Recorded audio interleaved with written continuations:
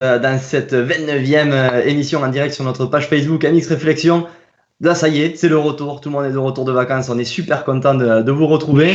29e édition, comme je le disais, et vous pourrez retrouver, pour ceux qui nous le demandent, les archives sur notre chaîne YouTube MX Réflexion ou tout simplement sur notre site internet mxreflexion.com. Des lives avec Sébastien Tortelli. On a eu Mathis Boramé qui vient tout juste d'être couronné champion d'Europe MX2. On a eu Valentin Tellier qui a fait aussi un bon week-end aux États-Unis pour la première fois de la saison. C'était pas la première fois qu'il y allait, mais voilà, cette saison, c'était très très beau. Olivier Initar, on a eu du Thomas Ramet, enfin, on a eu du lourd jusqu'à maintenant. Et on a surtout retrouvé à chaque fois celui qui a bronzé sur l'île de la Réunion et qui est enfin rentré de vacances, qui avait pu faire un peu de moto là-bas. C'est Blaise Abadi. Comment ça va, Blaise? Ça va très très bien. Après cette bonne coupure, ces bonnes vacances, et comme tu l'as dit, oui, j'ai pu rouler un petit peu sur l'île de la Réunion, donc découvrir un petit peu ce qui se faisait ailleurs au niveau motocross, et j'étais satisfait, c'est très très bien. C'est pas mal de concilier vacances et motocross. Donc je vous le conseille si vous l'avez jamais fait, si vous êtes jamais parti là-bas, allez-y parce que c'est vraiment magnifique et il y a beaucoup de choses à voir. Il n'y a pas que la plage, il y a pas mal de choses, donc voilà. Franchement, allez-y les yeux fermés, je vous le conseille et je vous le surconseille.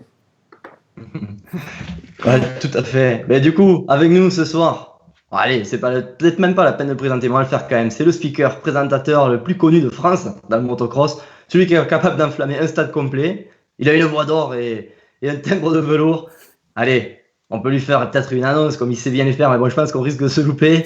Comme il fait à Paris, quand on arrive, quand le stade est chaud déjà. Il a perdu son sac à l'aéroport, mais il est là pour vous, Paris, Francis Magnanou. Comment ça va, Francis? Salut, ça va bien. Bonsoir à chacune et chacun d'entre vous. Ouais, juste un petit point sur l'introduction de la Réunion. C'est pas la meilleure période pour la Réunion. Il vaut mieux y aller au mois de décembre. Mais enfin, c'est très très bien quand même. C'est un endroit magique. J'ai eu l'occasion de coproduire le premier Supercross de l'île de la Réunion en 1984.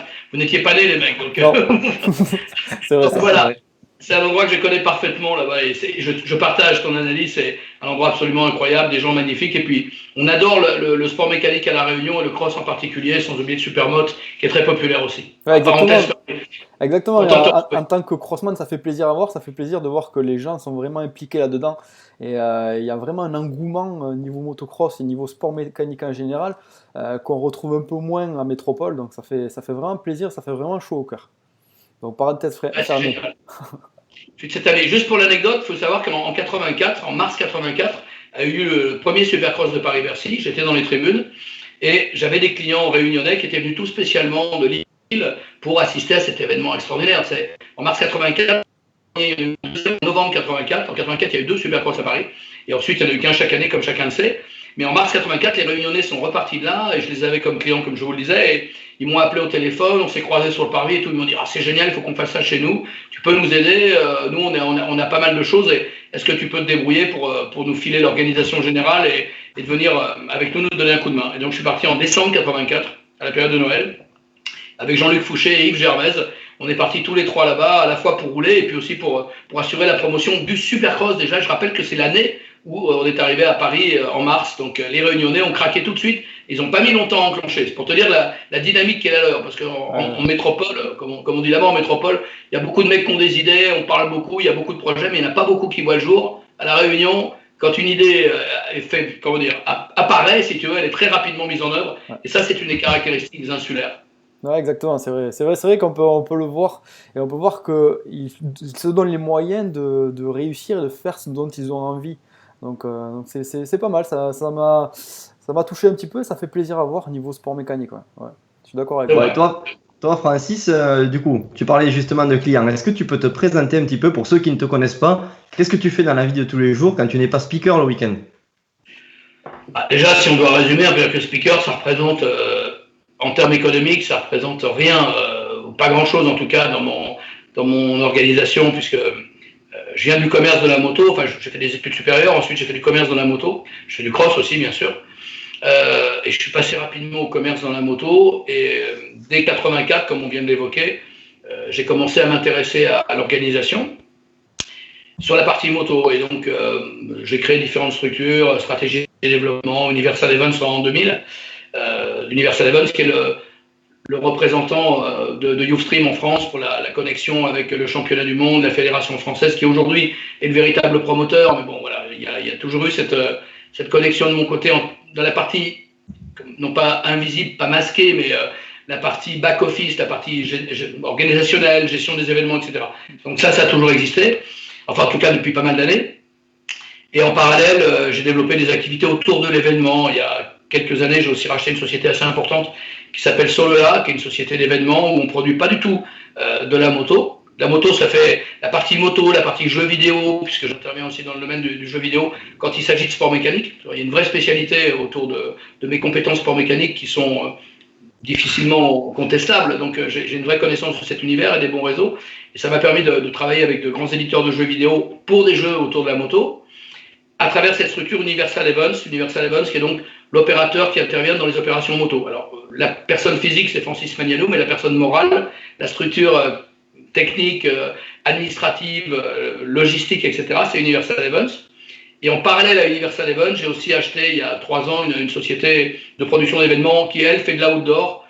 Mais on produit le Red Bull Crash Ice à Marseille, on produit les Spartan Race, qui sont des épreuves pédestres à obstacles assez populaires chez les crossman aussi, parce il y a des similitudes en matière d'engagement, de dépassement, de défis. On a aussi des connexions avec des relations avec la Fédération française de rugby. En gros, j'interviens dans l'organisation d'événements de façon très large. Ça va de la promotion, la conception, la gestion, l'organisation d'événements. En ce moment, on est sur la haute route, qui est l'épreuve de cyclotourisme à travers les Alpes, à travers les Pyrénées, à travers l'Europe. Voilà, j'ai des équipes qui sont un peu avec de la production vidéo, avec des écrans géants. Enfin, on a des structures relativement lourdes derrière la personne physique que vous connaissez effectivement depuis un certain temps déjà. Mais je vous rassure, je suis placé. Ça représente combien d'événements pour toi à l'année, du coup, tout ça? Si on fait le total de mes différentes interventions, alors personnelles, c'est une chose, il y a des événements sur lesquels je ne suis même pas. Je suis président de Solola, Solola a fait 3 événements le même week-end, pas sur les 3 forcément, et la plupart d'entre eux, j'interviens même pas en tant qu'animateur ou présentateur ou quoi que ce soit, je préside la société, donc c'est un peu différent, mais on dirait, un ordre de grandeur, une quarantaine d'événements minimum, 40 ou 50 événements dans l'année, ouais. D'accord, et en tant que speaker, ça représente combien d'événements? De moins en moins, parce qu'en fait, je suis bien obligé de sélectionner un peu, enfin c'est pas du tout... c'est pas de l'arrogance quand je dis ça, mais je peux pas être partout en même temps, il y a des priorités. Donc aujourd'hui, il doit rester une quinzaine d'événements moto et autres que je garde en termes de présentation, en termes d'animation. D'abord parce que j'aime ça, d'abord parce que je vais pas faire de fausse modestie, mais je pense savoir le faire, et en tout cas, si en France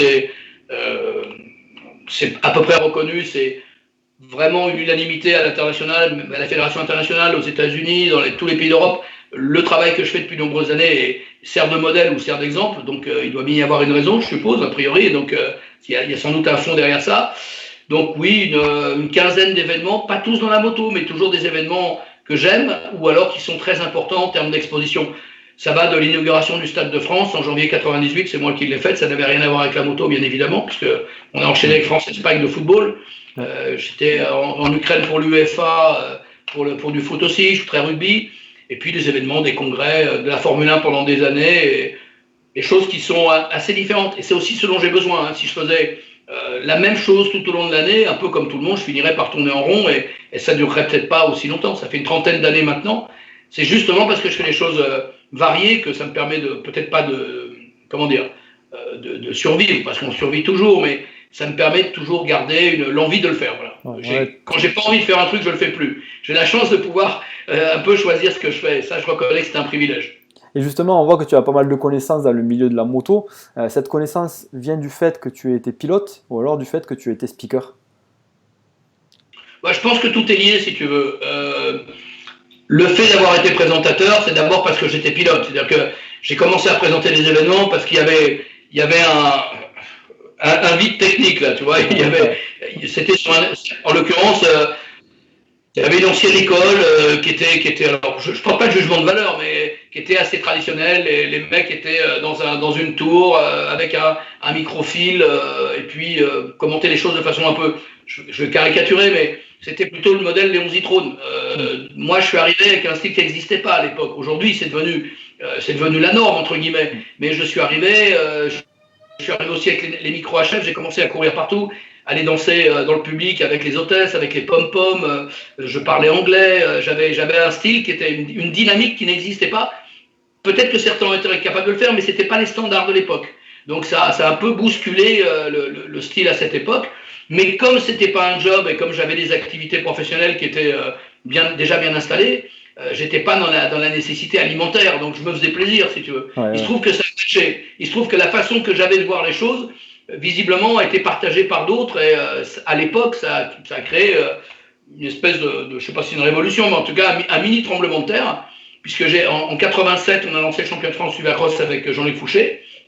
La première épreuve, je ne vais pas la présenter, je ne l'ai pas présentée. La deuxième, il a fallu la présenter parce que le local n'a pas été bon, paraît-il. Hein. Les journalistes présents ont dit mais non, mais c'est pas possible, Francis, tu peux pas laisser faire ça. J'étais partenaire du Supercross. J'étais pas organisateur, c'était Jean-Luc, j'étais partenaire. Et les Xavier Audouard, Éric Breton, les journalistes de l'époque ont dit non, mais tout était bien. Le Supercross, la première année, c'était une révolution, les filles, la musique, les trucs. Et puis il y avait un mec à l'ancienne, quoi, si tu veux. Et donc, il y a eu une espèce de fronde qui est montée et on m'a obligé à prendre le micro et je l'ai fait, mais je l'ai fait non pas en suivant un modèle, je l'ai fait comme je l'ai ressenti, comme j'avais envie de le faire, tu vois. Ah ouais, en t'éclatant, quoi, vraiment à ta façon. Et par rapport à ça, du coup, comment tu vois l'avenir, toi? Parce qu'il y a pas mal de jeunes speakers qui commencent à arriver.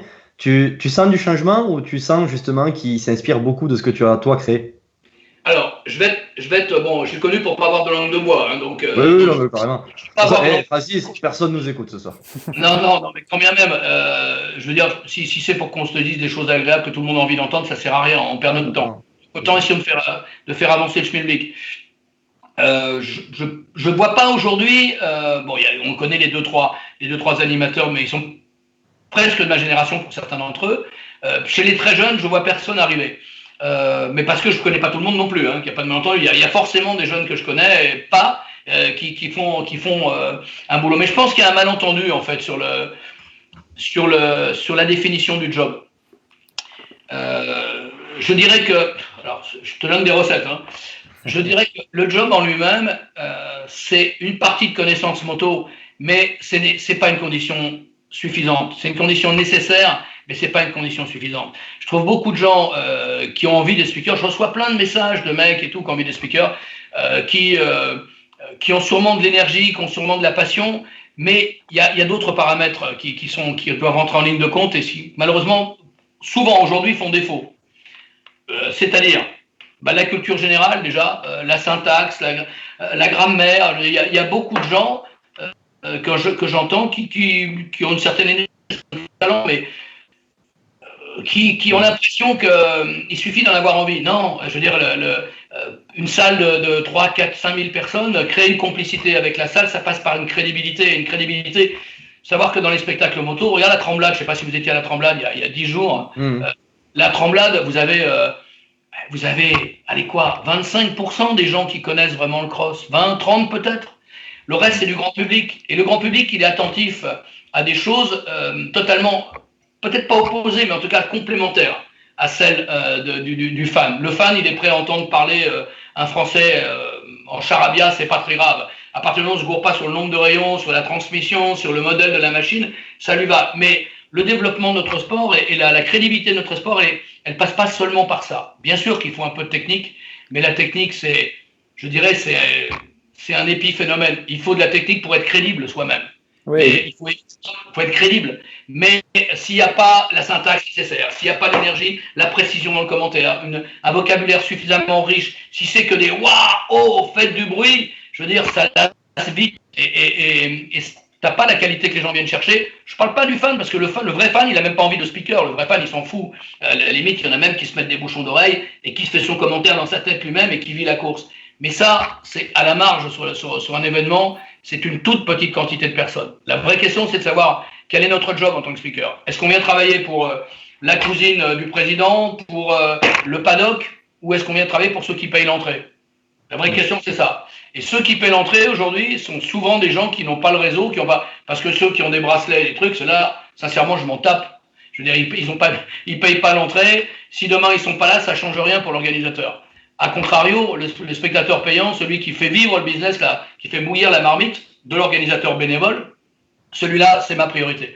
Alors, souvent, le problème des jeunes speakers, c'est qu'on est dans une dynamique sportive où on est à fond sur le sportif et on est très content de parler de la course d'avant, l'avant-course d'avant, le palmarès d'un mec pendant 3 semaines. Mais le spectateur lambda qui a payé, il s'en fout. Il s'en fout parce qu'il a payé pour ce soir-là, il a payé 30 balles. Il vient voir, il faut surtout pas qu'il y ait quelque chose avant et quelque chose après. Pour lui, le cross, c'est ce qu'il va voir ce jour-là. Donc, si tu veux, déjà dans l'approche intellectuelle, c'est pas du tout l'usage. L'usage, c'est plutôt, et je sais que vous comprenez ce que je veux dire parce que vous êtes des garçons intelligents. Et le rôle d'un présentateur, c'est d'être à la disposition de la mise en scène. Le metteur en scène, c'est le producteur du spectacle, c'est l'organisateur, celui qui met des ronds. Et notre rôle, c'est celui d'un comédien. On a un script, et on joue un script et on joue une histoire qui a été écrite en amont par quelqu'un d'autre que nous. Comprenez ce que je veux dire? Ouais, justement, moi je voulais rebondir là-dessus parce que nous étions là avec Nico au SX de Paris l'après-midi, le samedi après-midi, et on t'a vu répéter avec ton binôme, donc avec Basketto. On t'a vu répéter la soirée vraiment d'une manière millimétrée. On a vu que tu avais travaillé, je pense, en amont. Quelle quantité de travail ça représente et est-ce que c'est toi qui écris ces scripts avec ton binôme ou pas? Ou est-ce que c'est donné par l'organisateur? L'histoire du binôme, c'est du politiquement correct, mais il n'y a pas trop de binôme dans l'histoire. Mais on travaille ensemble, mais il peut pas y avoir deux chefs d'orchestre dans un orchestre. Tu vois, il peut y avoir plein de musiciens, il peut y avoir de la contrebasse, des solistes, mais pour que la mayonnaise fonctionne, c'est comme en cuisine. Il y a une grande brigade et il y a un chef. Donc à tort ou à raison, c'est comme ça que ça fonctionne. Ça, c'est la première. C'est pas un jugement de valeur. C'est comme ça que ça fonctionne. Après, il y a des répartitions de tâches, de missions, etc., qui viennent enrichir le phénomène. Mais la première des choses, si on veut que ça fonctionne, dans une entreprise, c'est pareil. Donc, s'il y a l'armée mexicaine, on sait ce que ça a donné, il n'y avait que des généraux, il n'y avait pas de soldats. Donc, dans une armée, il faut des soldats, il faut un général. Pardonnez-moi l'expression, mais peut-être que ça va vous troubler dans ma réponse, c'est ça. Alors, la réponse, c'est pas une réponse de Normand, elle est proportionnelle à l'importance de l'événement et au budget qu'on y met. Tous les événements, même les événements entre guillemets régionaux, je vais les aborder avec cette vision des choses. C'est-à-dire que je vais essayer d'écrire une histoire correspondant, mais comme tu l'as compris, tu vends pas la même chose au Palais des Sports à Paris pour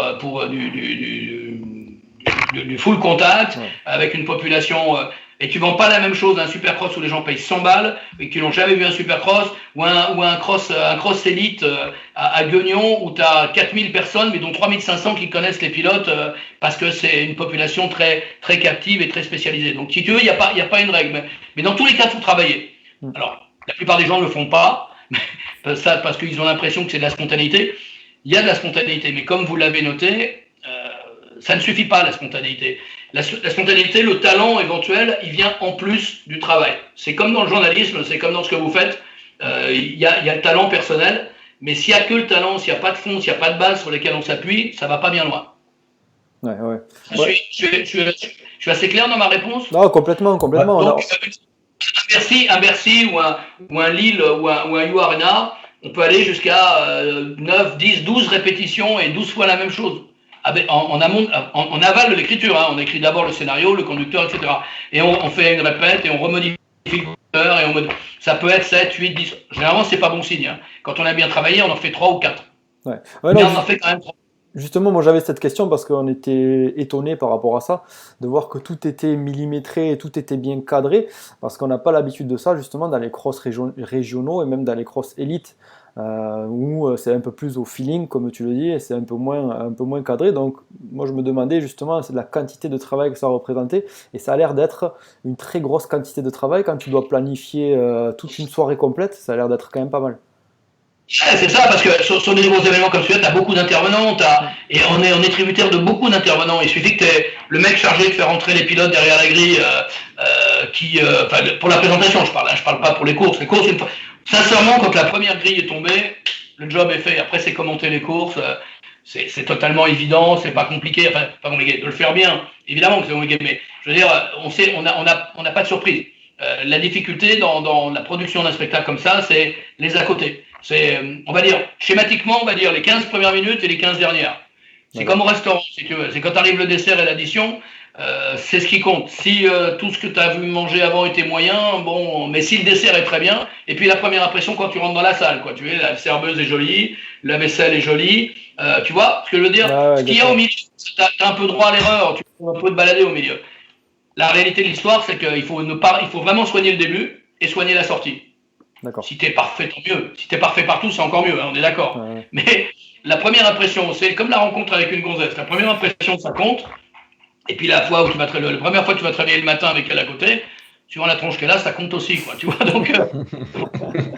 Ça, c'est schématique. Tu disais tout à l'heure qu'on était intelligent, mais en fait, pas du tout. Là, par contre, on a compris. J'aime beaucoup ton humour aussi.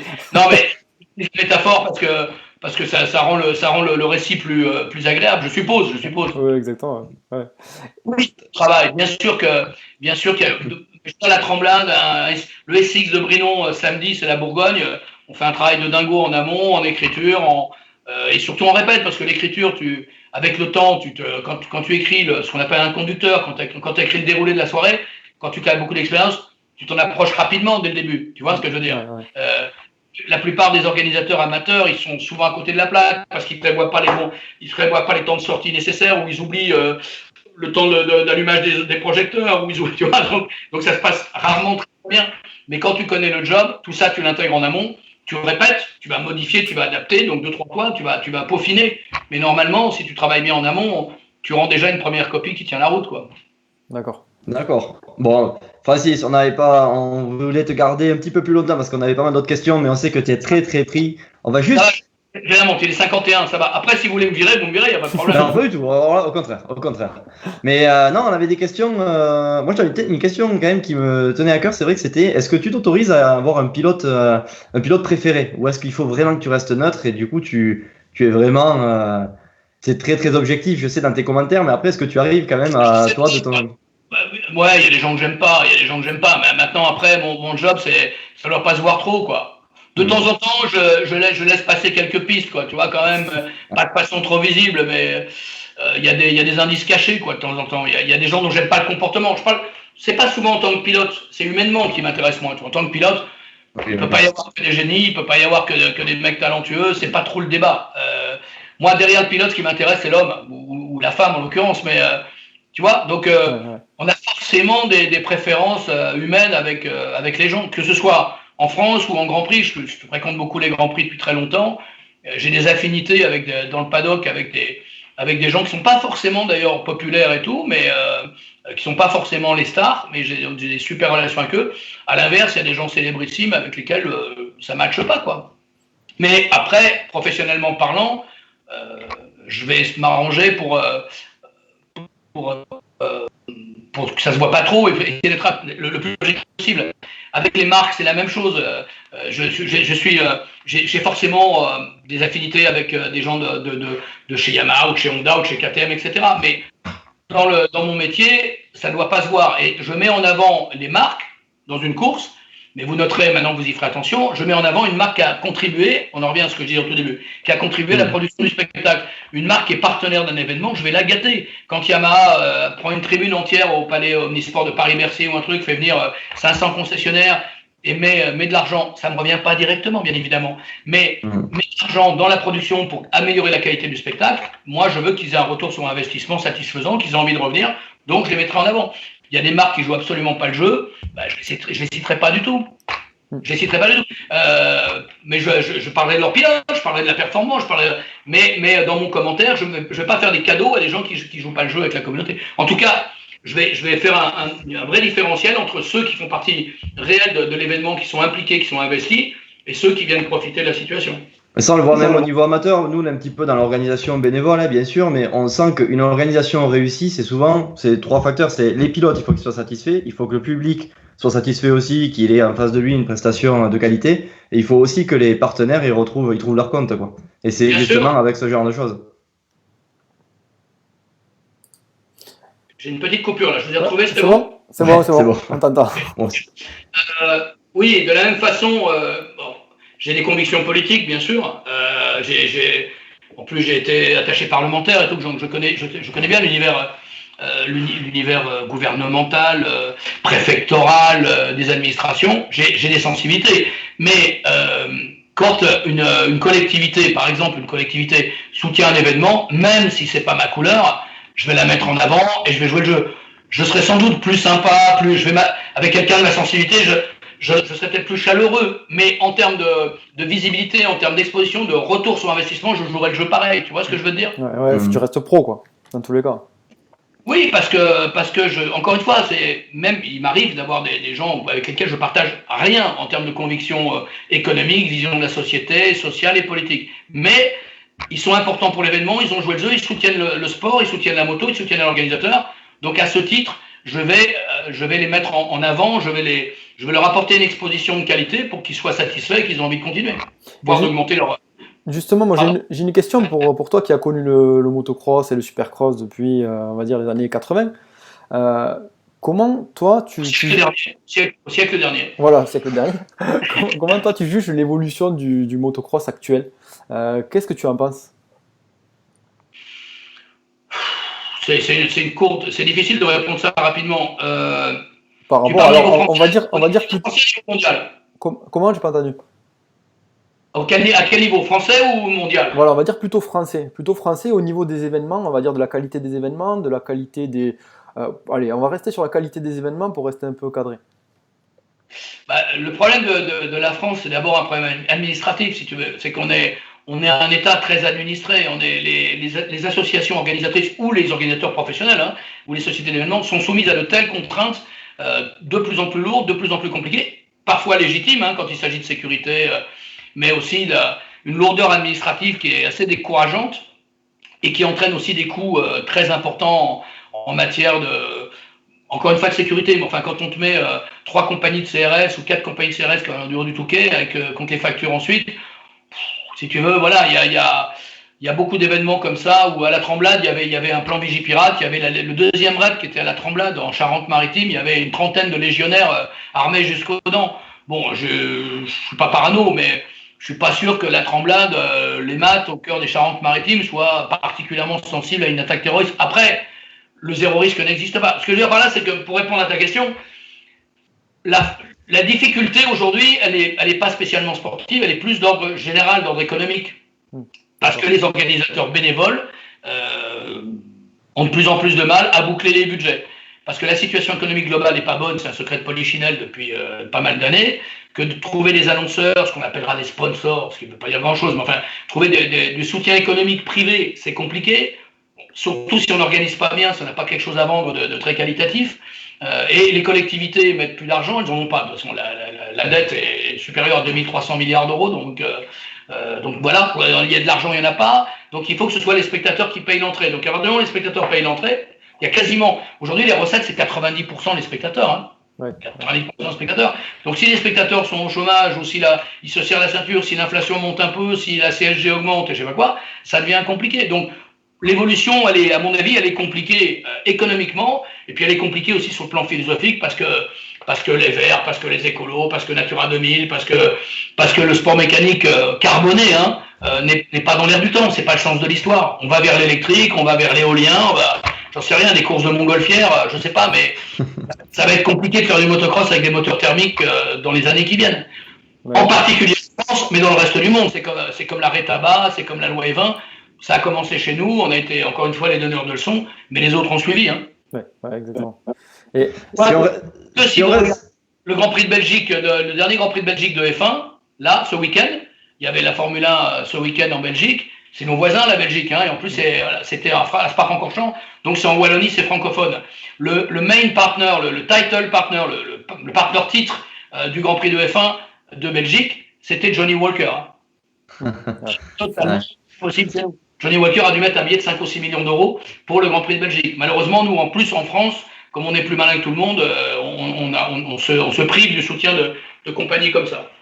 Surtout que les Belges, ils boivent de la bière, je pense pas qu'ils boivent beaucoup plus de whisky après le Grand Prix. Mais bon, oui, et puis ça change pas forcément que le fait. Enfin, on a des alcooliques en France aussi, et pourtant, on n'a pas Johnny Walker comme annonceur, quoi. Et on est pas mal. On est même, à ce niveau-là, on a fait le all-shot, d'ailleurs. Et tant qu'on parlait du passé un petit peu, Francis, toi qui as connu les grandes années là, du Supercross des années 80-90, les soirées post-Supercross de Paris-Bercy, Est-ce que ça a changé ça aussi? Ou est-ce que à l'époque, dans les années Magras, quand ils venaient, les Américains, c'était. Oui, ça a changé. Oui, ça a changé. Oui, ça a changé. Le monde a changé. Je veux dire, les États-Unis ont changé. Les Américains étaient contents de venir à Bercy parce que c'était une référence, parce que les contrats étaient moins bordés juridiquement. Les pilotes se mettaient pas sur le toit, mais il y avait aujourd'hui, c'est beaucoup plus encadré, beaucoup plus. C'est déjà compliqué de les faire venir. Même maintenant, tu négocies avec les teams, c'est ça? C'est-à-dire que pour faire venir allez, Jeremy Martin, tu vas négocier avec Geico parce que c'est eux qui envoient les motos, c'est eux qui dépensent le pognon au final. Avec l'employeur, ou le team, ou le constructeur, avec l'employeur. Et tout dépend des termes de son contrat. La plupart de ces contrats aujourd'hui les empêchent de faire d'autres courses que les championnats.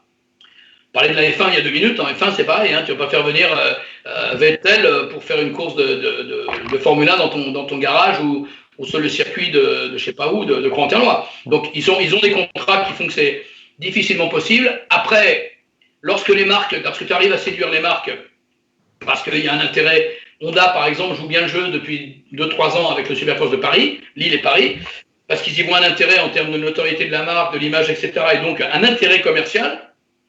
Honda met un peu la pression sur la direction sportive pour amener des pilotes. Mais, un, ils ne sont pas obligés, et deux, dans tous les cas, il faut les payer très, très, très cher.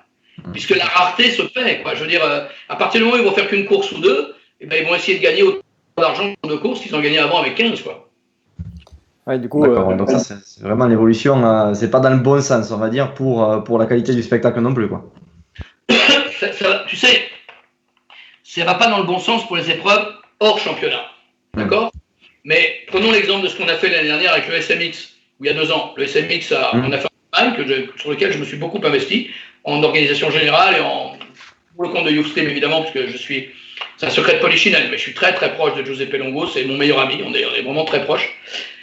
Très très proche dans l'intimité, on est depuis toujours. Donc bien la moto, on parle quasiment jamais de moto, on parle de vin, on parle de la vie, on parle de la société, la politique, l'économie, et puis comme des amis et pas comme des businessmen, quoi. Exactement. Donc je me suis beaucoup investi là-bas et on a eu un plateau extraordinaire. Mais on a eu un plateau extraordinaire parce que c'était une épreuve film. On créait un championnat, c'est-à-dire qu'il y avait un label officiel. À partir du moment où tu fais un motocross des nations, on n'a aucun problème, enfin très peu de problèmes pour avoir un plateau extraordinaire, même si tu es limité à 3 pilotes par pays. Hein.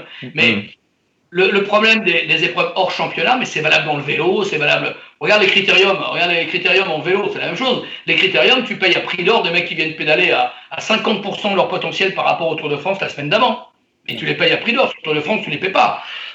Les employeurs les paient. La marque cycliste qui les emploie les paie. Mais l'organisateur du Tour de France, c'est à la marge, si tu veux. En F1, c'est la même chose. En F1, les pilotes n'ont pas de prime d'arrivée. Peanuts de l'organisateur. C'est leurs employeurs. Et comment tu expliques que le fait que le motocross des nations, ça reste l'épreuve numéro 1 mondialement, bien qu'il y ait des pilotes l'année dernière qui refusaient d'y aller, comme Eli Tomac, tout ça, voilà, une pression de la part de leur partenaire. Pour toi, c'est quoi? C'est vraiment l'amour du pays qui fait que les pilotes y sont encore et que c'est la plus grosse course du monde? Évidemment, est-ce que quelqu'un t'a demandé Karim Benzema pour le mondial 2018? Tout le monde s'en fout de Karim Benzema. Je veux dire, quand tu remplaçais Giroud par. Je veux dire, tu portes les couleurs de ton pays. Je veux dire, les nations. Tout le monde est derrière le pilote, à quelques exceptions près, mais je veux dire, globalement, Musquin n'est pas là, ce que je déplore, mais bon, ça c'est un autre débat. Mais on sera derrière l'équipe de France, je serai à Chicago aussi, et je veux dire, je serai derrière l'équipe de France, même si je vais commenter la course aussi, comme je fais chaque année, je serai un supporter de l'équipe de France et de reste du plateau. Les nations, c'est les nations, tu quelque part, tu es sur la moto avec le pilote. Il te représente vraiment, c'est plus une épreuve individuelle. La Coupe Davis en tennis, c'est la même chose. Regardez bien, regardez la Ryder Cup en golf, c'est dans quelques jours en France. Vous allez voir l'enthousiasme autour de la Ryder Cup. C'est pas propre à la moto. Une compétition nationale où tu portes les couleurs de ton pays, même si tu n'as pas la fibre nationale, il y a des gens qui sont complètement sur une autre planète, qui n'ont pas du tout la fibre nationale. Mais l'immense majorité des gens soutient son équipe, quoi. Son équipe. Vous voyez des petits pays qui viennent aux nations et qui viennent en plus avec aucune chance de succès, mais il y a une ferveur incroyable, il y a une atmosphère incroyable, que vous avez 40 drapeaux différents dans les tribunes des nations, c'est hallucinant. Oui, de toute manière, on le voit même en tant que spectateur, quand on assiste à un motocross des nations. Moi, je me rappelle avoir été au motocross des nations à Saint-Jean-d'Angély en 2000. L'ambiance est complètement différente d'un motocross classique à Saint-Jean-d'Angély. Bien sûr. C'est hallucinant. C'est hallucinant. Tout le monde est derrière 3 pilotes. Pastrana, Hughes, Carmichael, si tu veux. Je vous dis, bon, voilà, ça calme. Et puis Bollet, et puis Luigi Segui qui est sur qui est dans les tribunes et qui voudrait bien rouler et qui pourrait sur la montée. C'est une autre atmosphère. Un pilote, je prends un Luigi Segui, tu le fais rouler en nation, avec les 2 jambes arrachées, il ne s'arrêtera pas. Ah, oui, je veux dire, un caillou dans le nez, il ne s'arrêtera pas. Je veux dire, c'est totalement autre chose. Non seulement il roule pour eux, évidemment que ça reste un pilote, il roule pour lui, mais il roule pour tout un peuple, pour toute une histoire, pour toute une culture. Je veux dire, l'histoire de France, entre guillemets, quand tu roules. Un Gauthier Paulin, pourquoi il ne soit jamais aux Nations? On peut discuter de temps en temps sur sa motivation sur telle ou telle épreuve. Parce que Gauthier, la Marseillaise, ça veut dire quelque chose, quoi.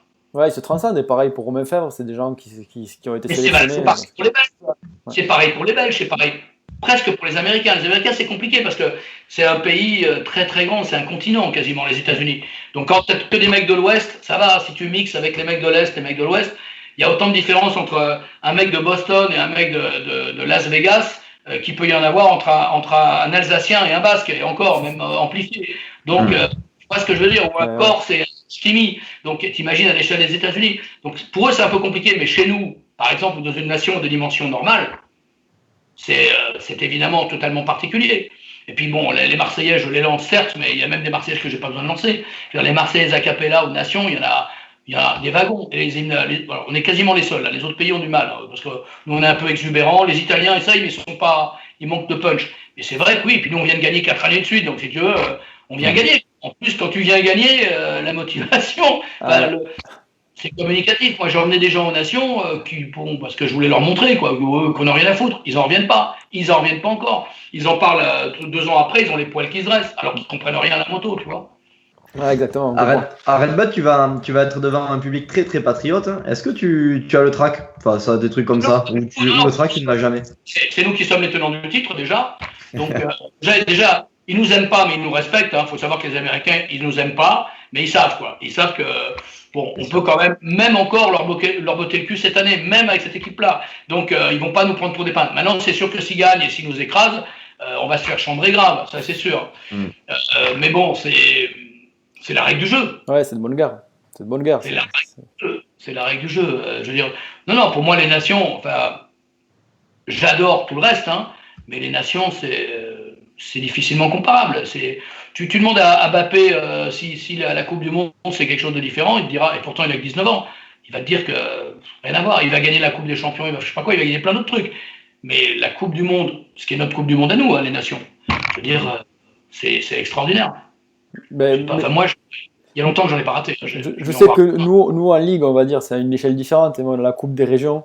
Et rien que là, déjà, à notre petit niveau, déjà, c'est quelque chose. La mécanique est la même, exactement. Je suis d'accord. Alors, c'est bien sûr, il y a moins de monde derrière nous, mais on sent qu'on est une équipe, et c'est différent C'est multiplié par 1000, mais c'est ça. C'est la même chose, mais tout est plus grand. Exactement. La motocross des nations, tout le monde le sait, la motocross des nations, ça fait 600 millions de téléspectateurs. On fait 600 millions de téléspectateurs sur la motocross des nations. Tout le monde le sait. Le mec qui est là, il sait. Le mécano, le commissaire de piste, inconsciemment, il sait qu'il vit un événement incomparable. Tu rentres dans l'histoire ce jour-là, même si tu es commissaire de piste. Les commissaires pour les nations, ils viendraient à pied depuis Lourdes jusqu'à Chicago. Francis, je te remercie d'avoir coupé la parole à Blaise parce qu'il est un peu égocentrique, mégalomane. Il allait dire qu'il avait gagné la Coupe des Régions et tout ça. J'ai cru qu'on allait partir dans un quart d'heure de discussion. Je l'ai vu sur TF1 quand il a gagné. Dommage que tu n'étais pas là pour commenter, c'est dommage. Non, mais alors, enfin, c'est pas une question d'échelle de valeur, c'est comme vous l'avez compris. Et je me suis un peu dévoilé. J'ai beaucoup d'activités. J'ai eu 2 jours de vacances cet été. J'ai un bateau, j'ai plein de choses. J'ai dû faire 2 heures de bateau sur tout l'été, alors qu'il a fait un temps magnifique. Tu vois, j'ai une affaire dans le sud, là-bas, du côté de Bandol, avec la plage et tout. Je me suis pas mis le cul dans l'eau. J'ai dû passer 1 heure en tout et pour tout dans ma piscine, tu vois, parce que j'ai beaucoup d'activités. Donc, il y avait le Moro. C'était quand ça? C'était hier. Il y avait le Moro, le Moro Memory, si tu veux. Ah ouais. J'ai pas pu y aller parce que c'est bénévole et tout ça. Quand j'y vais bénévolement. Mais j'en peux plus. J'en peux plus. Je veux dire, dès que j'ai un peu de temps pour moi, je le prends pour moi, quoi. Ouais, du coup, Nico, on passe à la question du jour pour libérer notre Voilà, tout à invité. fait. Puisque le peu de temps qu'il a, il le passe avec Amix Réflexion et ça nous fait plaisir.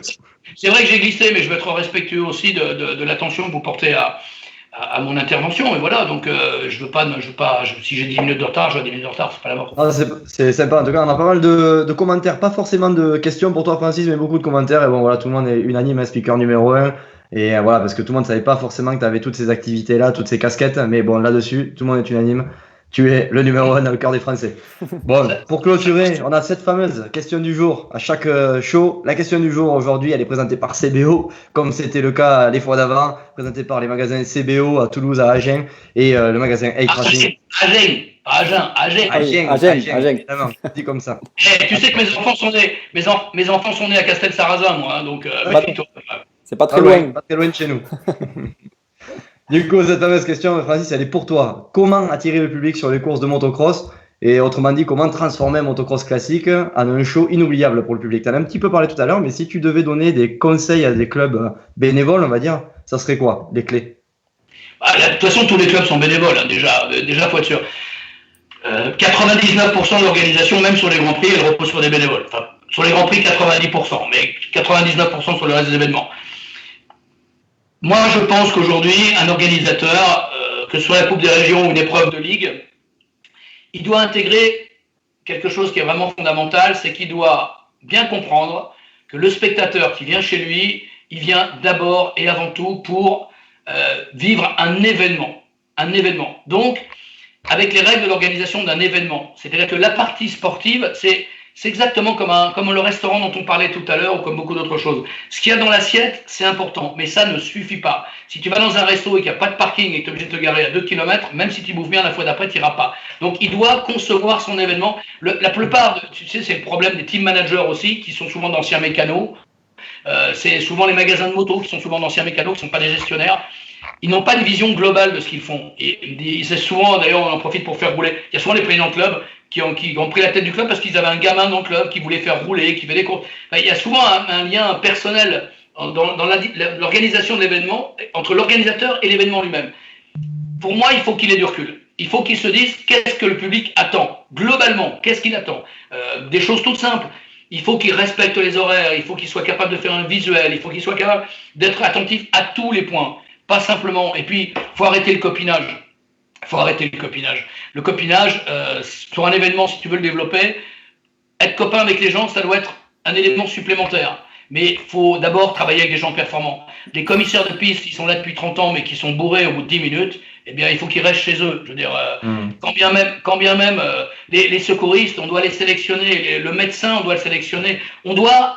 C'est un puzzle avec les bonnes personnes aux bons endroits. À la buvette, pendant des années, le motocross s'est pas développé parce qu'on allait à la buvette, c'était des bouteilles, des poubelles en plastique comme ça, vous avez peut-être connu, avec quelques glaçons, des canettes, une grosse mémère à moustache derrière le truc qui te parlait mal. Je veux dire, aujourd'hui, il faut que regardez la Tremblade par exemple, regardez les petites nanas qu'ils ont mis aux buvettes, regardez les nanas qui sont à l'accueil. Je veux dire, je suis pas obsédé par les nanas, mais les gens vont à un motocross comme ils vont à un autre spectacle. Et inconsciemment, ils vont comparer le motocross aux autres spectacles. Et aujourd'hui, quand ils vont à Disney, eh bien, regardez les qualités. Ils vont plus au cirque, les gens. Ils vont plus au cirque avec les lions maigres et puis le clown qui ressemble à rien. Mais par contre, ils vont à Disneyland, ils vont payer 100 balles parce qu'ils veulent de la qualité. Et il faut avoir une qualité, un raisonnement global de qualité. Ça commence par le visuel. Par le nom de l'événement. Il ne faut pas se tromper sur le nom de l'événement. C'est vraiment alors, la solution, c'est souvent de s'adresser à un professionnel. Moi, comme conseil, tu vois. Ouais. Moi, je dirais, on peut faire de l'automédication, mais tu vas voir le médecin, il va te faire une ordonnance. Après, tu lui fais pas forcément appliquer, mais il y a très peu de gens dans notre milieu qui sont professionnels. Il y en a très peu, finalement. Il y a beaucoup de gens qui gesticulent, qui font des trucs, qui commencent quelque chose, qui font un team manager 1 an, organisateur l'année d'après, et puis ils reviennent pilotes, et puis après ils ont un magasin de moto. Mais des gens qui ont une expertise réelle dans ces domaines-là, il n'y en a pas beaucoup. Alors, je ne suis pas le seul, on est quelques-uns qui les consultent, qui demandent un avis, ils en tiennent compte ou pas, et ils vont découvrir plein de choses. Avec une discussion comme celle qu'on a aujourd'hui, un organisateur nouveau, et d'ailleurs souvent ils viennent vers moi, il y a beaucoup de nouveaux organisateurs qui arrivent, parce que justement ils ont compris que la bonne démarche, je ne veux pas faire le malin quand je dis ça, mais les clubs avec qui je travaille, les gens avec qui je travaille, ça fait 30 ans que ça dure. Ouais, c'est aider les nouveaux à se professionnaliser, on va dire. Mais tous ceux qui font bien le job, ils sont là encore. Ils sont là. C'est pas un hasard. C'est pas un hasard. Et si beaucoup ont disparu, c'est pas un hasard non plus. Alors certains ont pas eu de chance, il a plu 5 années de suite. Mais il y en a beaucoup qui ont disparu pour de bonnes raisons. C'est parce que le job n'était pas fait. Ouais, il suffit pas d'avoir une idée en fait. Il faut aussi derrière, il faut accomplir ça, il faut le faire bien. C'est comme la sono, t'as beau mettre de la bonne musique, si ça crache dans des cônes, c'est pas terrible. C'est pareil pour les partenaires, s'ils ont une pauvre bande de rôle. L'inverse est vrai aussi, si tu as une bonne sono et que tu envoies de l'accordéon ou du Michel Sardou, ça fonctionnera pas aujourd'hui, tu vois ce que je veux dire? C'est l'addition de tout, il y a une quantité incroyable de paramètres à réunir, et souvent l'organisateur, il s'occupe de la préfecture, la déclaration d'assurance, il s'occupe du plateau pilote parce qu'il a un secrétaire du club qui lui roule en ligue ou je sais pas de quoi, qui connaît tout le monde, qui va lui montrer le truc. C'est bien, mais c'est une toute petite partie de la qualité d'un événement. Toute petite partie. Et du coup, on va dire pour un petit club qui débute, tu penses que la solution, ça serait quoi? Bon, on va dire consulter quelqu'un qui, comme toi, on va dire, quelqu'un qui a de l'expérience. Pour correspondre à ce genre de professionnel, oui. Ouais, exactement, mais aussi peut-être de déléguer, non? Parce que dans un club, on sait que s'il y a 10 pilotes, c'est le grand max, mais il va falloir déléguer tout ça à chacun. Mais tu as exactement raison, c'est exactement ça. C'est-à-dire qu'une fois que tu as identifié la problématique, que tu as identifié les besoins, tu sais, tu fais un bilan de compétences comme dans n'importe quelle boîte. Tu vas t'apercevoir, tu vas définir des profils. Tu vas dire, pour faire ce job-là, c'est pas Lulu qui aime ça, ou c'est pas Marcel, le cousin du président, parce qu'il habite à côté. Tu définis les compétences, tu définis les missions qui sont à remplir. Et ensuite, dans beaucoup de clubs, les gens sont là. Le problème, c'est que le mec qui parle bien anglais, qui a bac plus 5, on l'a mis aux buvettes parce qu'il vient d'arriver. La gonzesse qui se débrouille avec son ordinateur, qui est capable de faire de l'internet à tire-larigot, qui fait les tableaux Excel en 3 secondes, elle, on l'a mis aux caisses parce qu'on a préféré placer l'autre qui est là depuis quelques temps. Si tu veux, on est vachement, le terme de copinage c'est un peu péjoratif, mais on ne procède pas de façon académique, si tu veux dire. Voilà, quels sont les besoins, quelles sont les missions, est-ce qu'on a les gens à mettre en face? Et on fait l'inventaire, et tu vas t'apercevoir qu'il manque peu de choses, à condition de déplacer les pions sur le bon échiquier. Mais ça, est-ce que c'est pas plus difficile avec des bénévoles? Ça, c'est vraiment dans la gestion d'entreprise. Mais quand on a affaire à des bénévoles, il faut peut-être y aller plus avec des pincettes. Ouais, la vraie question, c'est un bénévole le président qui va venir te voir, ou le secrétaire et le président, il va dire voilà, on veut se développer. Les mecs, vous passerez pas au travers. Si vous voulez vous développer, vous devez appliquer les règles qui fonctionnent. Vous devez appliquer les règles. Si vous ne le faites pas, vous allez vous ramasser. Oui, en 92, je crois, on a dû faire 45 ou 51 Supercross pendant l'été. Pendant l'été, Supercross d'été, il y a eu 45, il faudrait retrouver les chiffres, mais un truc de dingue. Tout le monde s'est mis, ça y est, on a lancé, tu vois, 90, 87, 88, 89, 90, ça a explosé. Donc tout le monde fait des Supercross, tout le monde s'est improvisé organisateur de Supercross. Alors les mecs ont fait des affiches, avec une moto comme ça, en whip, à l'époque il n'y avait pas encore de flip, mais avec un whip comme ça, avec des pétards, des trucs, et les gens sont venus, on leur a vendu Bercy dans tous les bleds de la Creuse et n'importe où. Ils avaient entendu parler de ça. Ils sont venus voir ça, ils ont eu des épreuves de merde. Ils ont failli tuer la poule aux œufs d'or. Je veux dire, sur les Supercross des 45 qu'il y avait à l'époque, ils vont rester 10. Et encore, une période, il n'y avait plus que 5 ou 6. Parce que le boulot était mal fait. Et aujourd'hui, les gens, avec les smartphones, avec la communauté, les gens voient des belles images. Quand tu vends du freestyle aujourd'hui, tout le monde connaît Tom Pagès. Le mec, tu lui vends du freestyle motocross, si tu viens lui montrer un mec qui va faire un no-foot can-can et un ollie grab et puis un knack-knack, et je veux dire, le mec il va repartir, il sera venu une fois, mais la fois d'après il ne reviendra pas. Parce que, à tort ou à raison, aujourd'hui, la communication elle est universelle. Et tout le monde, je ne dis pas que c'est bien, je dis qu'il faut l'intégrer. Donc plutôt que mettre freestyle, il faut être prudent, tu vois. Il faut pas vendre des choses qu'on n'est pas capable de faire ou qu'on n'est pas capable de payer, etc. Tu vois. Exactement. La tremblade, ça fonctionne.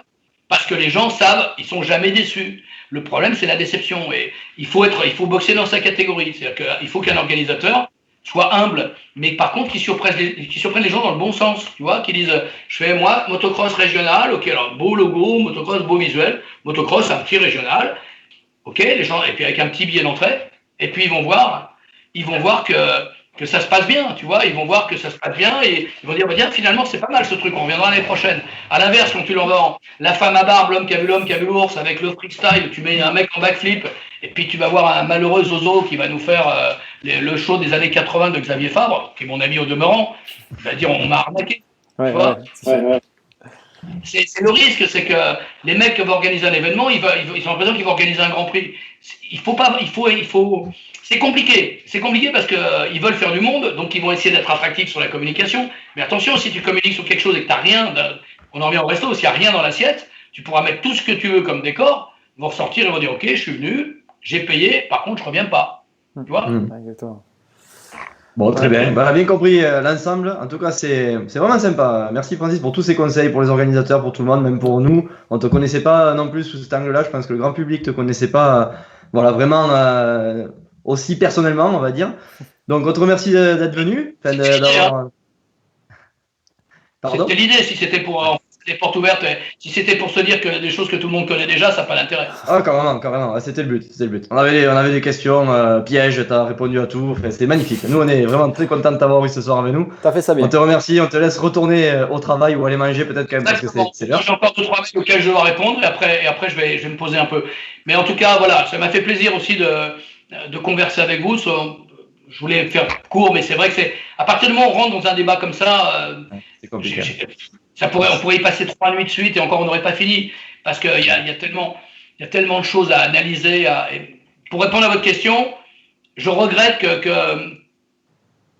les gens ne soient pas assez attentifs et préparent pas assez leur dossier. Tu vois ce que je veux dire ? Je trouve qu'on fait les choses trop facilement en disant que ça va marcher tout seul. On ne peut pas prendre les choses à la légère. Mais moi, je donne un conseil. Il vaut mieux pas organiser la première année, peut-être passer 1 an de plus à préparer son truc, mais faire quelque chose qui va surprendre agréablement. Tu vois ? Et les gens aujourd'hui, si tu les surprends agréablement, tu les fidélises. Par contre, ils sont très volatiles. Si tu les arnaques une fois, enfin, entre guillemets, hein, parce que tu dis, ouais, j'ai le plateau pilote, mais si tu l'as dit, si la sono, ça n'allait pas, si les horaires sont pas respectés, si les secouristes interviennent mal, si la buvette n'est pas de bonne qualité, s'il y a une rupture de stock dans les sandwichs, le truc à la con, tu les perds, ces gens-là. Tu les perds. Donc, moi, je préfère que les gens prennent plus de temps, organisent peut-être qu'une année sur 2, mais qu'ils fassent un super boulot et ils arriveront à construire sur la durée. C'est sûr. Parce que la qualité paye. Ça peut être long, mais la qualité paye. Ah bah en tout cas, merci Francis pour tout ça. C'est vrai que je pense qu'il y en a beaucoup qui vont s'inspirer de ces petits conseils. Et en tout cas, merci à toi parce que c'est utile. C'est utile, même pour les motocross régionaux. Pardon. Non, mais surtout pour eux, évidemment. Surtout pour eux, parce que ça commence là. Je veux dire, ça commence là. Et il n'y a pas de secret. Ça commence par beaucoup de travail et beaucoup de réflexion. On prépare son dossier en amont et on ne fait pas des réunions à la va-vite où on ne discute pas de 3 heures de la marque de bière qu'on va mettre aux buvettes. Il y a plein de choses importantes qu'il faut vraiment aborder et souvent on les met de côté parce qu'on ne les considère pas comme importantes. Mais le spectateur, lui, celui qui paye l'entrée, il a un regard qui n'est pas celui de l'organisateur bénévole. Ouais. Il faut bien se mettre dans l'œil du spectateur qui va venir. OK ? Ça marche. Merci beaucoup. Merci Francis. À bientôt Francis. C'est un peu du bon boulot, merci et je vous souhaite plein de bonnes choses. Bye bye. Merci Francis. À bientôt.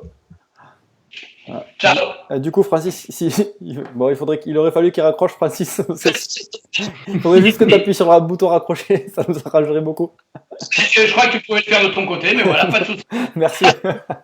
Salut Francis. Allez, tu vois, Ben, on n'est pas assez professionnel, on n'a pas encore la régie qu'il faut derrière. Non, exactement, on n'a pas les ingénieurs calés en arrière. Bon, c'était cool, ça fait plaisir de se retrouver comme ça, d'avoir un show qui change, justement, un invité qui n'était pas un pilote, quelqu'un de l'industrie, on va dire. Voilà, c'était vraiment l'animateur phare numéro 1 en France, et c'était cool. C'est franchement très très intéressant, on a appris pas mal de choses. Ouais, très intéressant. Je te laisse, Nico, présenter la suite parce que je suis en train de gérer ta fenêtre pour te remettre. Oui, bien. vas-y, il n'y a pas de souci. Et bien, la suite, c'est très simple, c'est le côté sportif. Voilà, on n'en a pas trop parlé avec Francis, j'aurais bien aimé le lancer là-dessus, mais c'est vrai qu'il avait beaucoup de choses à dire sur l'organisation et c'était vraiment le point qui nous intéressait aussi dans ce live. Ouais. Mais voilà, ce week-end, il y avait quand même du sport, notamment le motocross US, la finale à Ironman, conditions apocalyptiques. Et ça, tu l'as bien dit, Blaise. C'était très très compliqué, il a beaucoup plu là-bas. Exactement. On a vu de belles choses quand même. On a vu de belles choses. Surpris. Après le titre de Thomas, quoi, dire c'était logique après la belle saison qu'il a réalisée, même si tout le monde voulait voir Marvin gagner. Je pense que ça a été. On a vu d'autres choses qui étaient sympas. Moi, j'ai souligné quand même la présence de Chad Reed. Ça faisait très très longtemps qu'on l'avait pas vu sur un outdoor. On le sent motivé. On l'a vu sur une bonne moto, la 450 du Team JGR. Je sais pas si il va réussir à signer son contrat pour le Supercross 2019 chez eux. Mais bon, en tout cas, il a prouvé qu'il savait toujours rouler l'animal. Ouais, moi, je le sens bien sur la Suzuki, il a l'air de se sentir bien dessus. La preuve, c'est cette place-là. Surtout quand tu arrives dans une épreuve, que tu n'as pas fait le championnat complet. Cette épreuve, il pleut, les conditions ne sont pas bonnes. C'est quand même compliqué de faire une 5e place et d'être dans les devants, hein. Je ne sais pas ce que tu en penses, toi, Nico. Si là, par exemple, maintenant, tu te remettais au cross, si tu t'entraînais à fond et que tu arrivais sur une épreuve où il pleut, ça serait compliqué. Ouais, ça m'embête un peu. Maintenant que j'ai une moto d'enduro, ça me dérange pas trop de mettre les pieds dans la boue, contrairement à toi qui est toujours très très précieux. Non, non, c'est si ça devait parler de moi, c'est pas un problème. Non, pour Chadrid, moi ce qui m'a surpris aussi, c'est que je sais pas si tu as vu, il fait 2 all shots ou 2 quasi all shots en prenant 2 fois la même grille, alors que c'était pas le premier à rentrer en grille. Il a dit même à la fin de la course sur une interview, il dit mais ils sont complètement idiots les autres. Je finis 5 de la première manche, donc il rentre 5e sur la grille. Et il n'y a personne des 4 premiers qui lui prend sa place alors qu'il avait une place terrible complètement à l'intérieur où il n'avait pas la boue complètement à droite et ça lui a permis de réaliser le shot en 2e manche. Mais il n'y croyait pas quoi. Il pensait pas du tout que cette place serait toujours libre. Je sais pas si tu as vu les images de son départ, moi je les ai vues. Il fallait la prendre quand même cette tracée parce qu'il fallait monter sur un petit tas d'herbe, on va dire. Il fallait la prendre. Ouais, mais attends, quand tu vois que ça marche, ça avait marché pour les 2,5, il me semble, avec Hampshire, si je me trompe pas. Peut-être. Enfin, tu vois 2 pilotes qui partent en tête en prenant cette trace, quand t'es Tomac, tu dois aller là quoi. Ouais, je sais pas, pourtant, tout le monde l'a vu, tout le monde le savait, donc je trouve ça étonnant. Comme quoi, l'expérience, ça s'apprend pas en 5 minutes. Ah, ils ont préféré assurer certainement et rester sur une grille un peu plus classique que celle-là où voilà, il y avait quand même un risque, hein, je pense, parce qu'à le voir partir, il pouvait partir en travers, il y avait un petit risque. Bon, il a bien joué ça, il a joué la bonne carte. Et ça a marché pour lui, en tout cas il a l'air affûté, il me tarde de le voir en Supercross. J'espère qu'il ne va pas se blesser cet hiver-là.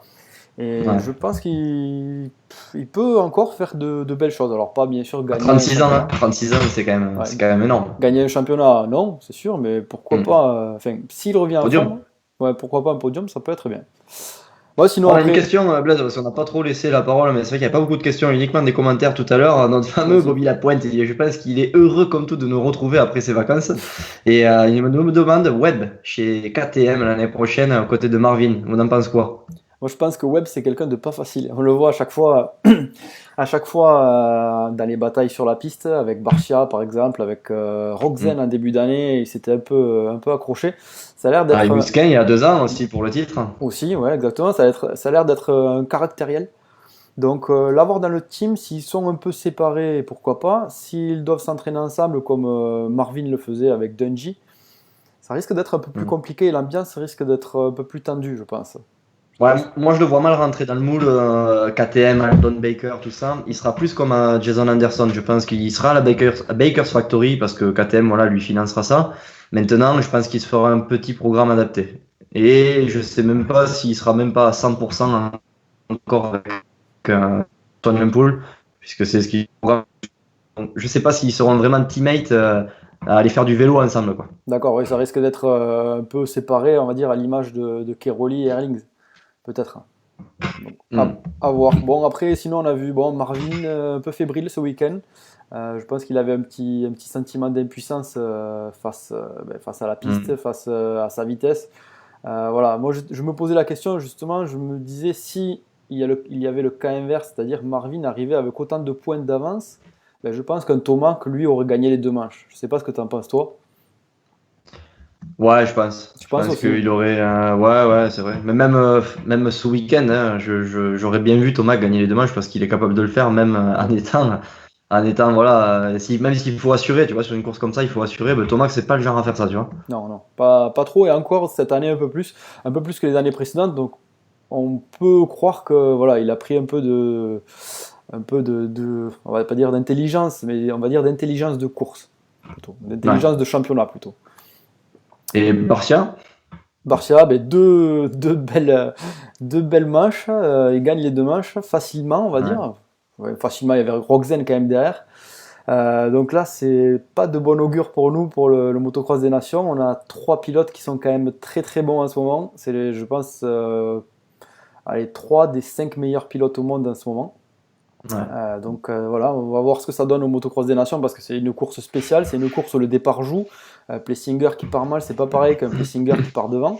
Donc voilà, faudra voir ça, mais bon, en tout cas, Barcia est en forme.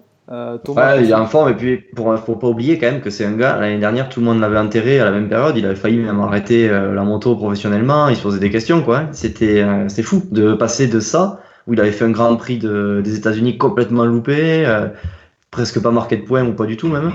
Et il avait acheté une moto pour la Monster Cup où ça se passait pas trop bien non plus. Et là, il y a Millsaps qui se blesse, il va chez Yam et il fait une saison de malade. Ouais, exactement. Ouais, faut se rappeler de ça. C'est vrai que je me rappelais pas non plus, mais en début d'année, c'était pas tout Parce que là, rose il pour lui. fait 1-1, tout le monde se dit, oh, c'est bien, belle progression, tout ça, mais il est parti de très très loin. Il y a un an de ça, il était au fond du gouffre et prêt à arrêter la moto. Toi, comment tu réagirais à sa place? Tu aurais fait comme il a fait? Tu t'aurais investi sur toi-même, acheté une moto, t'entraîner de ton côté voilà, pour justement essayer de gratter une place dans un team avec un pilote qui se blesse? Ou tu aurais mis des dollars de côté, tu aurais acheté des appartements et tu aurais fait ta vie tranquille? Se mettre à sa place, c'est pas facile parce que lui, bon, c'est lui qui gère son compte en banque, c'est lui qui gère sa retraite. Quel âge il a, Barcia, tu le sais? Non, il doit avoir 25, 26 ans, je pense. Ouais, Il voilà, est jeune. il est encore jeune, hein. Allez, maxi 27, je crois, quelque chose comme ça. Donc, Hum. il a fait le bon choix, en tout cas, on le voit, hein. Il a fait le bon choix, il a cru en lui, et pas comme un Millsaps qui a arrêté et qui profite, à mon avis, de sa retraite maintenant. Il a continué, il a persévéré. Bon, c'est un battant quand même, hein, Barcia, faut le dire. C'est quelqu'un Hum. qui donne tout, on le voit à son pilotage, et du coup, ça paye. Ça a payé là, Hum. et j'espère pour lui. Bon, après, je suis pas très fan de ses attaques suicidaires. À chaque fois qu'il veut passer un pilote, mais j'aime bien son pilotage, donc bon, j'espère le voir encore. Parle-nous un peu Ouais, ouais, de notre Français aussi, quand même, Valentin Tellier, ouais, qui a fait une Valentin Tellier, belle neuf du performance. général, moi j'aurais pas cru ça. Après voilà, tout peut arriver dans la boue, mais je me dis que quand même il les mérite pas parce que devant il y avait les pilotes qui sont devant habituellement. Il n'y a pas enfin voilà, un top 10 aux US, c'est quand même incroyable avec une 3,5 toute stock, il est arrivé dans la semaine. Enfin honnêtement c'est pas donné à tout le monde alors que les gars sont certes en fin de championnat peut-être un peu usés, mais Valentin aussi, il est en fin de championnat élite, il a eu un début de saison très compliqué avec des blessures. Il gère un team, il gère beaucoup de choses. Faire 8 et 10 comme il l'a fait, moi j'étais très très surpris. Ah, moi aussi. Moi aussi. Alors, je me suis dit peut-être à tort que lui était très rapide dans la boue et peut-être les Américains un peu moins. Mais c'est une performance remarquable. Lui, il est en train de s'entraîner pour la saison Supercross. Il va Mhm. là-bas, c'est pas chez lui. Il a une 350 stock, comme tu l'as dit. Ouais, Belle performance et franchement, bravo à lui parce qu'il fallait le faire et c'était pas évident à faire, hein. ouais, exactement. Bon, si on devait passer au 2,5 rapidement, Rapidement, ça fait déjà une heure Plessinger de show. aussi. Ouais, mais Plessinger 1-1, l'avenir de Plessinger, t'en penses quoi toi en 4,50? L'année prochaine, saison complète en 4,50? Mais moi, je trouve qu'on a tendance trop à oublier, tu sais, les pilotes 250 qui ont été Mhm. hyper bons et qui montent à 450 à l'image de Webb, à l'image de, on va dire, 80% des pilotes qui étaient champions en 2,5, que l'on voyait tout casser en 450 et qui, quand ils arrivent à 450, ben, en fait, ils se retrouvent 8, 9, 10, un peu à l'image de Webb Ouais, en début d'année et en fin d'année. Plessinger, moi, je le vois plutôt dans le top 7. Voilà. Je le vois pas devant pour une première année, j'aimerais bien parce que c'est un pilote que j'apprécie quand même. Mais ça risque d'être un peu compliqué pour lui. Je sais pas ce que tu en penses, toi, Nico. ouais, je suis pareil. Je me prononce pas trop parce que il a eu une année parfaite, on va dire. En plus, même sur le plan personnel, il a demandé sa femme en mariage. Il va se marier, je pense, cet hiver ou l'année prochaine. Il vient d'avoir un gamin. Il a eu 2 titres. Hmm. Ça fait beaucoup, beaucoup de choses. Je pense qu'il va avoir de plus en plus de choses à gérer. Ça t'en sait quelque chose, avoir des gamins et faire de la moto, c'est pas forcément simple. Même si lui, c'est un professionnel, c'est son métier. Ouais. Je pense que ça joue aussi. Ça fait beaucoup de changements. Et la 450, c'est pas la 2,5. Oui, et puis en 450, comme le dit très bien Bobby Lapointe, il y a Roxane, Tomac, Marvin. Bon, il y a un paquet de pilotes. Quand même. Les années où il n'y a pas beaucoup de blessés, pour rentrer dans le top 5, c'est vraiment quand même très très compliqué. Donc bon, il va falloir qu'il gagne en vitesse, il va falloir qu'il gagne en physique, il va falloir qu'il gagne pas mal de choses parce que là, il est très bon, mais il va falloir être excellent, à mon avis, pour prétendre à un top 5 final. Ouais, exactement. Euh, Bon, Blaise, pour faire rapide, hein, je lis les commentaires en même temps. On a pas mal de questions sur les nations. ouais. Bon, déjà, allez rapidement. La non-sélection de Marvin Musquin, t'en penses quoi? Marvin Musquin, là, c'est le débat qui fait couler beaucoup d'encre. À mon avis, c'est une erreur. après, voilà, hein, c'est mon avis personnel, pardon. J'ai pas tous les tenants et aboutissants, j'ai pas tout. Voilà, moi, de mon propre avis personnel, Point de vue sportif, on va dire. Point de vue sportif, point de c'est vue une erreur. sportif, voilà, il aurait dû être sélectionné. Il est second d'un des meilleurs championnats du monde, à savoir le championnat US. Donc, pour moi, il aurait dû être sélectionné. Après, comme je te l'ai dit, Nico, je suis pas pour les personnes qui tapent sur Gauthier Paulin. Lui, c'est pas de sa faute. Lui, il essaie de tout donner. Comme on l'a vu tout à l'heure avec Francis Magnanou, c'est quelqu'un qui se donne à fond quand il doit défendre les couleurs de son drapeau. Donc j'espère qu'il se donnera à fond et j'en suis sûr qu'il le fera. Mais c'est vrai que pour moi, sportivement, je suis un peu déçu de ne pas voir Marvin.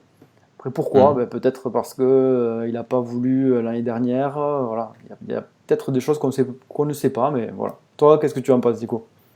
Ouais, non, mais enfin, entièrement d'accord avec toi. Après, c'est peut-être une réponse facile, mais oui, sur le plan sportif, il a fait une saison de malade aux US. Il a même gagné à Red Bud, là où il va y avoir l'épreuve du motocross des nations. Donc, enfin, pour moi, voilà, il aurait dû faire partie de l'équipe. Il était motivé, je pense aussi. Après, est-ce que c'est une punition par rapport au fait qu'il n'y ait pas été l'année dernière? C'est comme ça. C'est la FFM qui a décidé.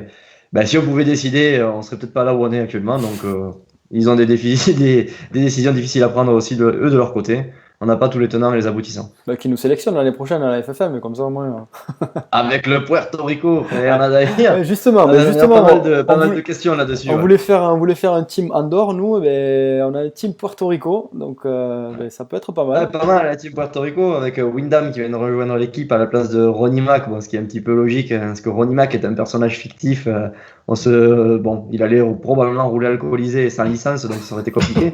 Donc Ustream a un petit peu demandé au Puerto Rico de se calmer. Mais c'est super ce qu'ils font pour la petite histoire, c'est que c'est une œuvre caritative en fait, hein, parce qu'il y a eu un ouragan là-bas. Donc tous les fonds vont revenir au pays. Donc des gars comme Pastrana, Wyndham et Sipes sont là pour attirer du monde. Il y a même Ricky Johnson qui est team manager pour le week-end. Non, Donc ça va être voilà. Il a démissionné à la suite d'un incident justement par rapport à Ronnie Mac qui roulait alcoolisé. J'ai pas vu. Non, mais après, voilà, justement par rapport à ça. Ils ont monté un petit truc, un petit scénario, c'est vraiment sympa. Je trouve que le motocross des nations, c'est ultra sérieux, c'est la course numéro 1 au monde en motocross. Faire un truc comme ça, je trouve ça sympa. Ouais, moi aussi, je trouve ça sympa. Et justement, c'est Ricky Johnson qui était sélectionneur. Lui-même a démissionné. Alors, vous m'arrêtez dans les commentaires si je me trompe pour l'anecdote exacte, parce que j'étais à la Réunion, j'ai pas tout suivi, mais je pense que je connais un peu. Il a démissionné parce que Ronnie Mac et Pastrana ont fait une grosse soirée apparemment dans un camping, et Ronnie Mac était alcoolisé, donc il s'est fait arrêter par la police. Il y a eu quelques histoires apparemment, et du coup, il a démissionné. Et je me disais, en étant à la place de Ricky Johnson, quand tu as une équipe avec Pastrana, avec Ronnie Mac et avec Ryan Sipes, il ne faut pas s'attendre non plus à ce que les gars ils débordent pas, quoi. Je sais pas. C'est ça. C'est vrai qu'il ne faut pas que fumer les deux temps. Hein. Exactement. Alors bon, il aurait dû sélectionner Reed, Wyndham et Carmichael s'il voulait un peu de sérieux, quoi. Ouais, c'est ça. Après là, on a des questions, il y en a qui se disent que ce team peut bien rouler tout ça. Bon, moi j'y crois pas trop. Wyndham, ils l'ont sorti du canapé, il roule plus du tout. Je pense qu'il a des kilos en trop. Alors j'ai pas vu qui c'est qui a mis un commentaire en disant qu'il pourrait surprendre du monde en faisant un coup comme Reed au départ. Peut-être s'il part devant, mais je pense que ça va être et ceux que j'oublie, ça va être très très chaud pour lui de tenir cette cadence. Ouais, je pense aussi. Ça aurait été un super cross, pourquoi pas à la limite, parce il peut compenser avec la technique. Mais là, motocross, ça va être compliqué. Non, là, bon, après, ça fera plaisir à voir. On les verra derrière la grille. Et voilà. Tous ceux qui sont fans de Wyndham, moi j'en faisais partie. Donc voilà. On le reverra une dernière fois derrière la grille, certainement. Pastrana, pareil. Et bon, Ryan Sipes, on le connaît un peu moins. Mais c'est toujours bien. C'est toujours bien de voir des pilotes comme ça. Donc, alors, Ryan Sipes, qui est peut-être le plus sérieux de tous, qui lui fait vraiment.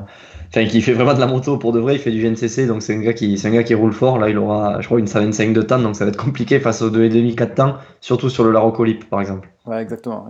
Et on voit que c'est Xavier et Quentin qui nous disent Pastrana qui a fait un backflip dans le camping. C'est vrai, j'avais vu cette. Tu l'as vu ça, sans casque, sans rien. Justement, non, il avait un casque, pardon. Si, il avait que le casque. Mais c'est à la suite de ça que Ricky Johnson a démissionné, je crois, à la suite de cette soirée-là où apparemment c'était un peu arrosé. Bon, allez, rapidement, Blaise, le mondial ce week-end. Après, on quittera tout le monde parce qu'il faut aussi que nous, on aille manger. Ouais. Mais rapidement, Erlings, hein, encore toujours, Erlings plus rapide que tout le monde. J'ai eu l'occasion de voir, alors j'ai pas tout vu hein, des manches, j'ai eu l'occasion de voir un petit peu de la deuxième manche, c'était. Et on voit Ouais. que De Salle, Fèvre derrière, Geyser sont à fond, ils donnent Ouais. tout ce qu'ils ont et on voit quand même que Erlings se détache. À le C'est fou, voir, ouais, sur une piste rapide comme ouais. ça, de faire autant la différence en fait. Parce que normalement, sur les circuits très très rapides, il y a quand même moins de. J'ai l'impression qu'il y a moins d'écart que ça, mais là, Ouais, lui, il surclasse tout le monde. il arrive maintenant à faire autant de différence sur le sec que dans le sable en fait. Hmm. Allez, peut-être pas autant, mais il arrive à creuser un écart conséquent, il arrive à être plus rapide que tout le monde. Et justement, on a vu par rapport à ça que Keroli, lui, était un peu en difficulté ce week-end-là. Alors qu'il avait montré de belles choses au qualif, là, ça se compliquait un peu pour lui. Donc j'espère que Hmm. ça va aller. Alors, j'ai pas tout suivi ce week-end, j'ai des courses, mais bon, j'ai vu la deuxième manche. Voilà. Ouais, ouais, tout à fait. C'est exactement ça. Après que Rolly est un petit peu blessé aussi. Bon, je pense que là, il va dérouler pour assurer la seconde place, peut-être aller chercher un Grand Prix face à Erlings, mais moi, ça me paraît très compliqué. Ouais, ouais, un peu compliqué. Là, justement, le samedi, il disait que ça allait mieux, sa blessure. Mais apparemment, on a vu que c'est pas assez pour contrer Erlings. Voilà, après, on a vu un 2,5 Prado. Prado qui a encore récupéré quelques points sur Jonas. Donc, ça s'annonce bien pour lui pour le titre. Hmm. C'est un jeune pilote qu'on apprécie. Bon, justement, Jonas, je pense qu'il passera en 450 l'année prochaine. On en a déjà parlé, il me semble, mais je crois que Ouais, ouais, il passera en 450, qui gagne ou qui gagne pas le championnat. C'était l'objectif, à c'était. moins que KTM veuille le garder en MX2, mais bon, je pense pas. Et du coup, s'il passe en 450, tu penses quoi, toi, de ses résultats physiques? Ben, alors, tu vois, on en parlait tout à l'heure, mais ça peut être un cas compliqué en 450, lui, parce qu'il est quand même assez agressif. À 450, ça va être un peu dur. Je pense ça sera pas un gars qui va exploser de suite, il va galérer à faire des podiums. Moi, c'est comme ça que je le vois. Moi, je le vois comme un Sewer. Je pense qu'il est en Hmm. 2,5, il a quasiment le même niveau qu'avait Sewer l'année dernière. Bon, à peu de choses près, on va dire. Sewer qui passe en 4,50, ben, on voit que ça donne un top entre 7 et Ouais. 10. Hmm. Et là, Jonas, ça risque d'être pareil. À part si vraiment il a une étincelle, comme l'a eu Geyser l'année de son titre, mais ça me semble Hmm. compliqué un petit peu. Voilà, on a une question sur Hunter Lawrence qui fait un podium encore, il finit second. C'est pas mal, il s'attendait pas à ça, même lui, puisque il disait que, bon, il faut pas se le cacher, sa moto est moins performante que les KTM et les whisky, Mm. ça c'est sûr, lui-même le dit. Et sur une piste comme Sarajevo en Bulgarie, c'était chaud, piste très très rapide et tout ça, il a montré que voilà, il pouvait aller vite et faire un podium, c'est assez exceptionnel, on va dire. Après, on sait comment sont les pilotes. Ils ont tendance à vite se trouver des excuses. Il sait très bien que les KTM et les whisky sont les meilleures motos du monde. Il va peut-être utiliser ça pour dire que c'est pour ça qu'il gagne pas. Oui, et puis bon, il s'est blessé aussi. Ça, c'était aussi certainement de sa faute. Voilà, après, Hunter Lawrence, c'est un très grand talent, à mon avis. Je croyais très franchement cette année qu'il allait exploser et qu'il allait être un peu, aller dans le top 3. Et non, il Hmm. n'y arrive pas. Donc bon, là, Ouais, après, il faut pas oublier, enfin, on va rien enlever à Lilian Hanslow, c'est exceptionnel ce qu'elle a fait, mais voilà, c'est quand même un petit team, il s'est monté cette année, c'est pas le team Red Bull KTM qui est là en place depuis 20 ans, quoi. ouais, je suis d'accord avec toi. Je suis d'accord avec toi et c'est vrai qu'un mondial comme ça, on peut pas gagner des manches avec une moto d'origine, c'est clair. Bon, elle n'est pas d'origine la sienne, mais si elle est Hmm. moins performante, si elle fait 2 chevaux de moins que les autres, ben, c'est sûr que c'est beaucoup plus compliqué que lui. À ce niveau, ça joue quand même beaucoup et Et, surtout en 2,5, quoi. et les Honda étaient nouvelles cette année, même chez Geico, ils ont commencé à vraiment les faire marcher là, il y a 2 ou 3 épreuves, les pilotes disaient qu'ils avaient trouvé de nouveaux réglages, que ça allait beaucoup mieux qu'en début de saison. Voilà, il y a ça aussi, même les gros teams ont du mal des fois à trouver des solutions, et là pour le coup, même le team 114 qui échangeait avec Geico, ils ont eu du mal à trouver des solutions, et quand justement Geico faisait pas mal de testing pour le Supercross, c'était compliqué d'échanger avec Hunter Lawrence qui lui préparait sa saison de motocross. Ouais, exactement. Exactement. Et je vois en commentaire, pas mal de commentaires qui disent que le, le motocross mondial est un peu moins intéressant ces derniers temps. Bon, peut-être, c'est vrai que quand on a un Erlings qui part devant ou quand on a une bataille seulement qui se fait entre Jonas et Prado, c'est vrai que c'est un peu Hmm. moins intéressant qu'il y a 2 3 ans peut-être où ça se bataillait un peu plus.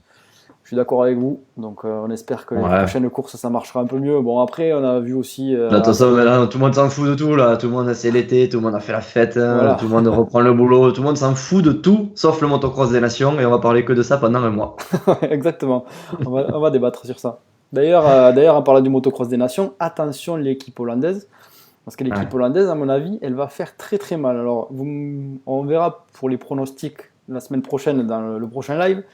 Mais équipe d'Hollande avec, si je me rappelle bien, Vlaanderen, Erlings, Koldenhoff et Vlaanderen, ouais. ça cause quand même. Ça va faire mal. Ouais. Ouais, c'est sûr. On disait pareil en Angleterre, hein, ils pouvaient faire très très mal et finalement on a réussi à les battre avec l'enduriste dans l'équipe. Donc tout peut arriver Ah, mais au motocross des on a nations. tremblé parce qu'ils ont fait second quand même et c'était limite. C'est chaud. Ouais. Bon, ça marche, Blaise. Eh bien écoute, ça faisait plaisir de se retrouver après presque un mois de pause et on se Exactement. retrouvera la semaine prochaine avec un nouvel invité de marque Ouais. normalement. Plus de départ à la Et on se réunion de voit aussi ce prévu. Donc, week-end.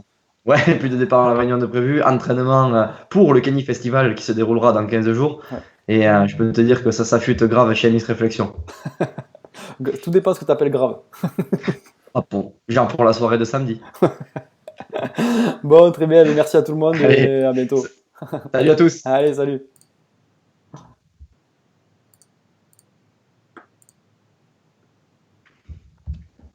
Et c'est bon.